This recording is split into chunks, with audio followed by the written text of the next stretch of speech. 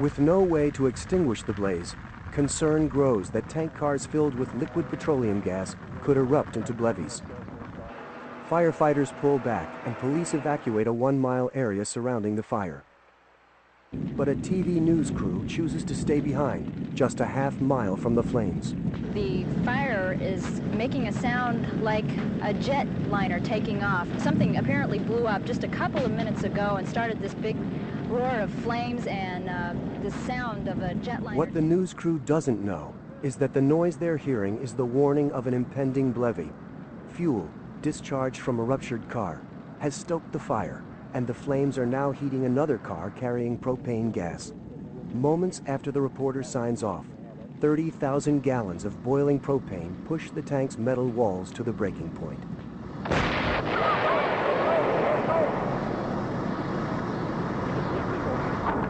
Okay, hey, get the tape on. You leave it up, for Christ's sake. The news crew feels the heat wave from the blast. BLEVEs from liquid petroleum gases like propane are much hotter than those from other fuels, making them extremely dangerous. Bystanders or people within the vicinity up to 1,000 feet could suffer burns from the radiant heat from the fireball that's been released.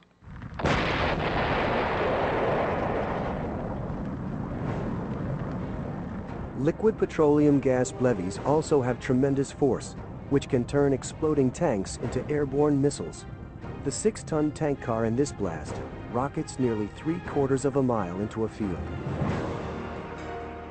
At the Murdoch explosion, the propane car that BLEVE traveled 3,640 feet. We need to go, Andy.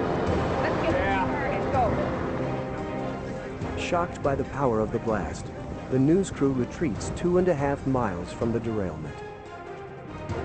As night falls, the flames finally make their way to a nearby tank car filled with highly flammable isobutane.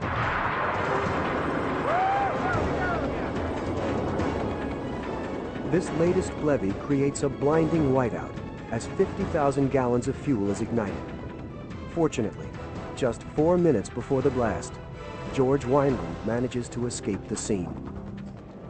May 4th, 1988, 15 miles outside of Henderson, the Pacific Engineering and Production Company, or PEPCOM, burns out of control. My God! The product PEPCOM manufactures, ammonium perchlorate, a crucial ingredient in rocket fuel. Television engineer Dennis Todd videotapes the blaze from nearby Black Mountain. The crew and I were on the mountain doing routine maintenance on a television tower. Looking at it, the brilliance of the fire was something like I'd never seen before. Rodney McCarroll also watches the growing inferno from a neighboring building. My plant was about 1,200 yards from where PEPCOM was at. We could see people who were scrambling and fire hoses breaking out, and we saw that they were trying to fight this fire. Inside the factory, PEPCOM employee Roy Westerfield conveys the magnitude of the emergency in a call to 911. Fire department?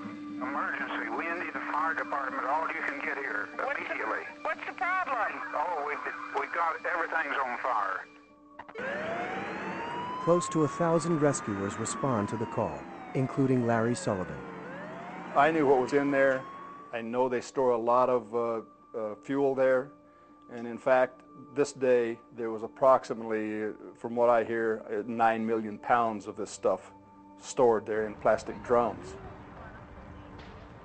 Before Sullivan and the other firefighters can make their way to PEPCOM, the chemicals, exposed to intense heat, finally reach the point of combustion. Oh! Ooh, that's going to be loud. The magnitude of that sound when it reached us was still extremely large for something that had traveled over a mile. Oh, God. You can't tell me people got out of that. Oh, no. There's got to be hundreds. But the destruction has just begun. Minutes later, 2 smaller explosions rip through the desert. Oh, there's another one. Well, they had all that fuel stored out. And another one. You could see people actually literally running through the desert. trying to just get away from Pepcon. 4 minutes after the initial blast, the fourth and largest explosion erupts from the factory.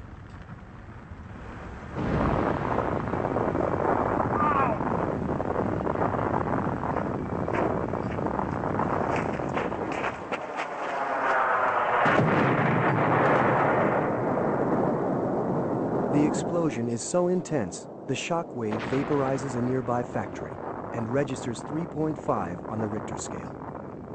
It was just like a wall of water coming at you. And I remember it literally picking me up off my feet and never touching the ground. I mean, it literally picked me up and threw me at least 40 feet.